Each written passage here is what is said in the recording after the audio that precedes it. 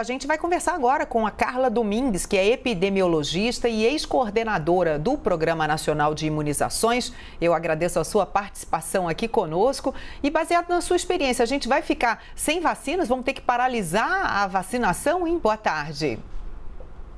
Boa tarde, Carla. É um prazer estar conversando com vocês novamente. Possivelmente sim, né? Pode ser que alguns municípios ainda tenham estoque, né? Como foi distribuída para todo o Brasil, é difícil a gente fazer um panorama nacional. Mas com certeza na maioria das capitais, né, onde há uma grande concentração da população e já houve um grande número de pessoas vacinadas, possivelmente nós podemos ter uma paralisação aí de 1 até 2 semanas. Evandro Cini participa aqui com a gente. Evandro, a gente todos os dias praticamente tem feito esses tipos de entrevistas falando sobre vacinação, né? A gente tem muitas dúvidas aí para colocar. Faz a sua pergunta, depois eu vou colocando as minhas também. Claro, obrigado, Carla Vilhena e doutora Carla Domingues também. Doutora Carla, eu queria saber se isso já era esperado, né? Se essa questão da falta de vacinas já deve ser aí, digamos, um preparativo para essas comunidades que estão aguardando essa imunização, mas que tenham de saber que ainda há escassez diante do tamanho do país e do que o Plano Nacional de Imunização precisa cobrir. Exatamente, Evandro. O quantitativo de vacinas que o Brasil adquiriu até nesse primeiro momento não é suficiente para que nós possamos ter uma vacinação ostensiva. O Brasil tem capacidade de vacinar mais de 1 milhão de pessoas por dia. Mas, no entanto, até esse momento foram distribuídos somente 10 milhões, que nós estamos falando em vacinar em torno de 5 a 6 milhões de pessoas. Então, é muito pouco, né, pela capacidade do país. A gente tem aí a possibilidade, hoje até a nossa analista Basília Rodrigues falou que hoje seria assinada a compra daquelas 54 milhões de doses da Coronavac pelo Ministério da Saúde. Então a gente tem essa possibilidade, mas não é para já, né? Não é imediato, assim, na mão mesmo. A gente tem bem pouco, bem aquém dessa nossa capacidade de vacinar a população, por enquanto. Exatamente, Carla. O que nós temos hoje? Qual é o cenário, né, menos otimista, né? Vamos dizer um cenário mais real. O Butantan vai entregar em torno de 8 milhões de doses por mês, né? Ele já está conseguindo dar velocidade nessa produção, mas ainda não tem nenhum cenário que vai conseguir aumentar essa produção, porque ele depende da IFA que está vindo da China, então nós ainda somos dependentes do mercado internacional. E o Biomanguinhos, né, nesse momento, só recebeu 2,8 milhões de doses e que vai conseguir entregar para o Ministério só a partir do dia 15 de março. Então, nós ainda vamos contar neste primeiro mês aí de fevereiro até o início de março, só com a vacina da Coronavac. Nós estamos falando de 8 milhões de doses, como é um curto prazo de tempo entre uma dose e outra, nós estamos falando de vacinar 4 milhões de brasileiros aí no mês de fevereiro e início de março. Doutora Carla, qual na sua visão, né, que já foi, inclusive coordenou já o Plano Nacional de Imunização por um bom tempo, na sua visão, o que precisa ser feito para que a gente possa ter uma produtividade maior na aplicação dessas vacinas aqui no país? O que as autoridades já precisam fazer para que isso não volte a acontecer nos meses seguintes, que podem ser importantes também para a outra população que depende dessa imunização, para a gente alcançar essa cobertura de 70% a 80% necessária? Primeiro, a gente precisa ter a vacina, né? Para a gente acelerar o processo de vacinação, senão nós vamos continuar vacinando a conta-gotas, como nós estamos vendo aí, 100 mil, 200, 300 mil doses por dia, num país continental como o Brasil, né? Então, isso a gente acha que é um número muito grande, mas na realidade é um número pequeno em relação ao tamanho da nossa população e o tamanho dos nossos municípios. A segunda questão, Evandro, nós temos que começar a cadastrar a população a ser vacinada, ter um pré-cadastro, senão nós vamos ter toda essa confusão que nós estamos vendo, de pessoas furando a fila, de não ter clareza quem é o grupo, né, dos próximos subgrupos que nós teremos. Sem esse pré-cadastro, essa organização dessa vacinação vai ficar muito difícil. Não se entende porque o governo federal não está investindo nisso. No Plano Nacional, desde a primeira versão, se colocou que haveria esse pré-cadastro, isso não foi feito e não há nenhuma discussão a respeito disso. Doutora Carla, a Renata Agostini tem uma pergunta direto de Brasília. Renata. Como vai, Carla? Boa tarde. É sobre todo esse debate em relação ao uso ou não da segunda dose para permitir justamente que a gente não tenha uma interrupção da vacinação. Esse debate foi levantado recentemente, alguns estados começaram então a discutir se eles usariam todo o estoque para que a vacinação fosse acelerada. Agora essa possibilidade também está sendo aventada no Rio de Janeiro. A gente deve então usar tudo que temos, correndo o risco, eventualmente, de você ter um prazo mais dilatado para aplicar essa segunda dose? Renata, eu acho que enquanto nós não tivermos uma garantia de fornecimento regular, eu acho que é muito arriscado. A Anvisa deixou muito claro, na hora que liberou o registro emergencial, que nós estávamos falando de 2 doses. Então, se nós esticarmos muito esse prazo, que tem um prazo até 4 semanas, a gente corre o risco de deixar essa população que está sendo vacinada não protegida, com uma falsa sensação de que a vida pode voltar ao normal, e nós temos, inclusive, uma menor eficácia dessas vacinas na população em geral. Então, eu acho que não é o momento de nós estarmos inventando processos de vacinação sem ter a garantia da segurança e da eficácia das vacinas nesse momento. A Anvisa e mesmo a Organização Mundial da Saúde não está recomendando a aplicação de uma única dose. Doutora Carla, o Leandro Rezende, do Rio de Janeiro, também tem uma pergunta. Leandro, com você. Oi, doutora Carla, obrigado por estar conversando aqui com a gente. Eu estou olhando alguns dados aqui da vacinação contra o coronavírus no Brasil e vi que o dia que a gente mais vacinou brasileiros contra a Covid foi no dia 29 de janeiro, quando a gente vacinou quase 361 mil pessoas com a primeira dose. A senhora falou que a gente tem capacidade de vacinar aqui no Brasil 1 milhão de pessoas e o ministro Pazuello fez essa previsão de que dá para vacinar o Brasil todo até o final de 2021. Queria perguntar para a senhora, doutora Carla, dá para a gente vacinar todo mundo até o final do ano?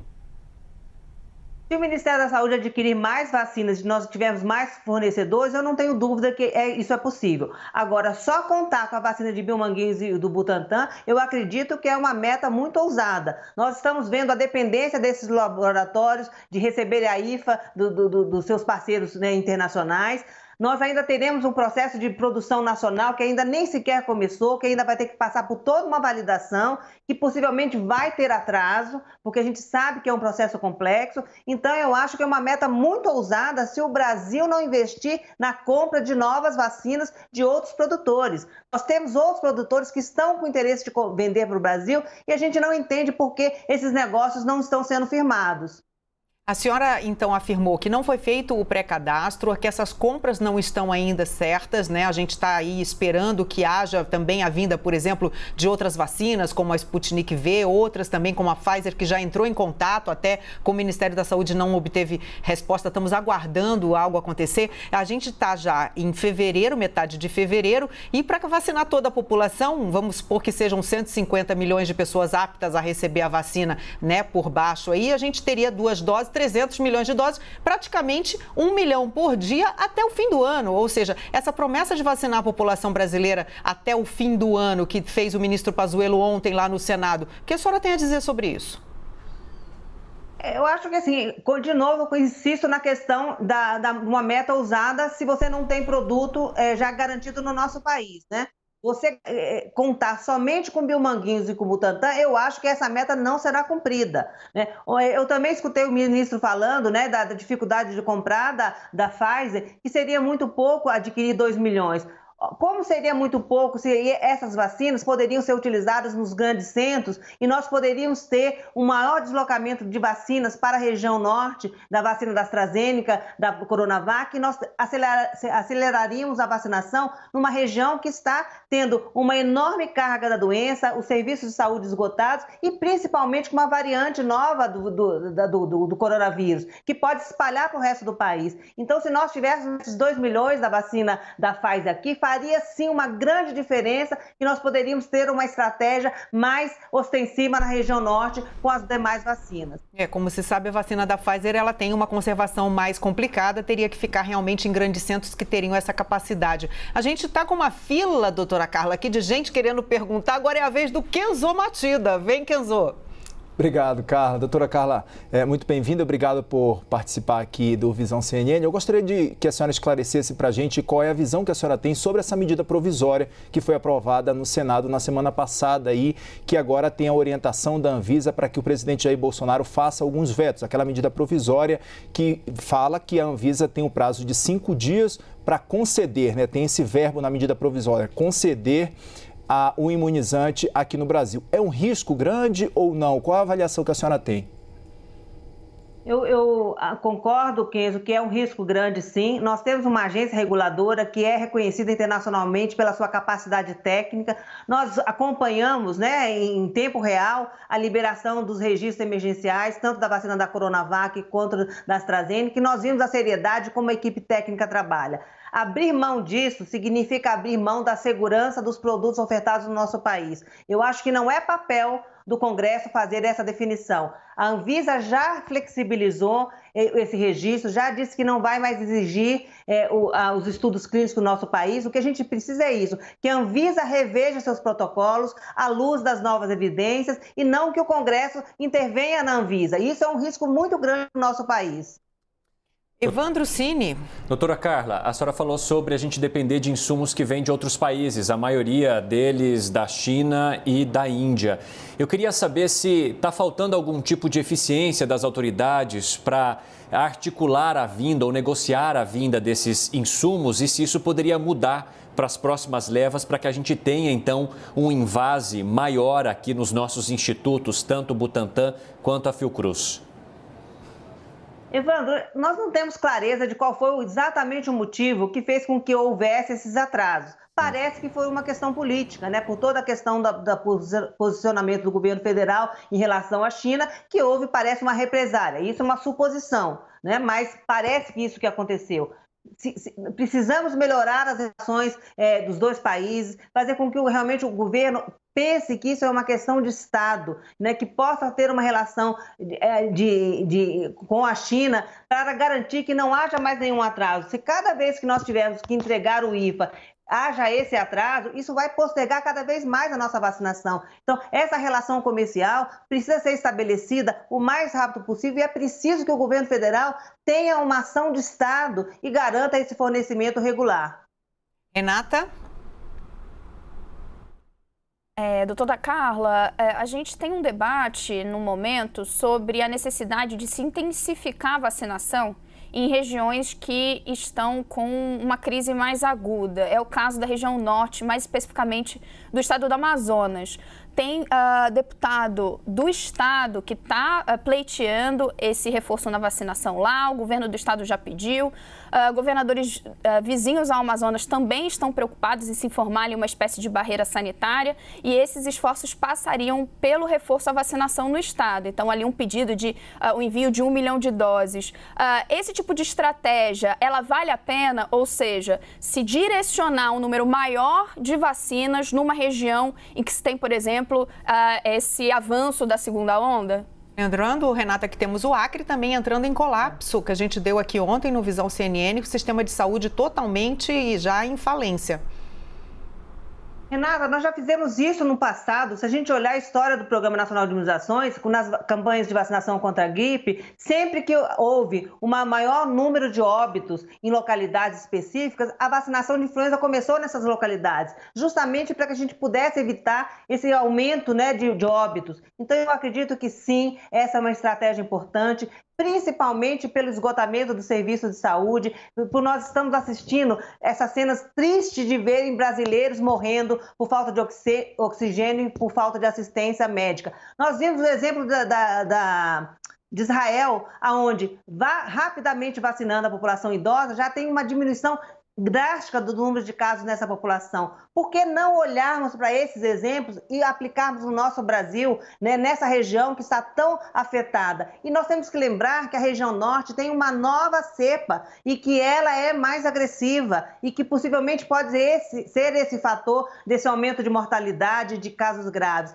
Nós vamos deixar que essa cepa se espalhe no Brasil inteiro por não acreditar nessa estratégia importante de vacinar essa população prioritariamente? Eu acho e eu defendo esta tese e ela deve ser pensada com muita seriedade pelo nosso país. Doutora Carla, nós temos também a ação de alguns estados solicitando até no Supremo Tribunal Federal a permissão, né, de compra direta, compra de algumas vacinas. Eu cito aqui de memória o estado da Bahia, que solicitou esse direito de comprar. O que a senhora acha? Essa compra direta de vacinas por parte dos estados pode ajudar a acelerar a vacinação? Carla, eu acho que a gente tem que pensar que nós temos um país continental e que começar a fazer estratégias locais, ela é muito arriscada, né? Nós estamos vendo já isso acontecendo hoje. Estados que decidiram vacinar idosos em detrimento a outros estados que não começaram, a população migrou para esses estados para receber a vacina. Aqui o caso do DF aconteceu isso. 30% dos idosos acima de 80 anos não residiam no DF. A população ela é muito esperta, ela quer ser vacinada. Então, se a Bahia começar a vacinar com mais vacinas, a população dos municípios vizinhos com certeza irão buscar a vacinação, né? O que nós precisamos nesse momento é cobrar do governo federal que compre vacinas em grande quantidade para atender todo o país e que nós podemos ter uma distribuição equitativa para todos os municípios. Ter políticas locais, eu acredito que nesse momento não resolverão o nosso problema.